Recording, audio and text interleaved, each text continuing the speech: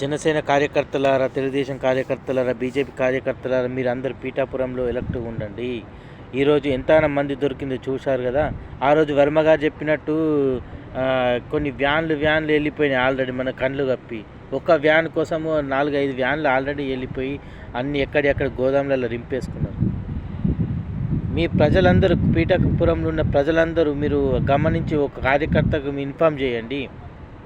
మీకు toll free number ఉంది, ఈసీది కూడా ఆల్రెడీ మెన్షన్ చేశారు కాబట్టి దానికి కూడా మీరు కాల్ చేసి చెప్పగలరు. పోలీసులకు చెప్పగలరు. పోలీసులు కూడా ఎంతకంట తిరుగుతారు కాబట్టి మీరు కూడా కొంచెం ఎలక్ట్ అయి ఉండాలి. మన పని ఏంటంటే వాళ్ళని బట్టియడమే.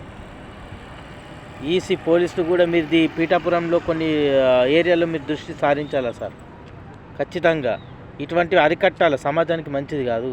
ఎక్కడెక్కడికో బ్రాండ్ తీసుకొచ్చి మందిని మత్తు దింపి పడుకుంటట్లు చేస్తుర్రు.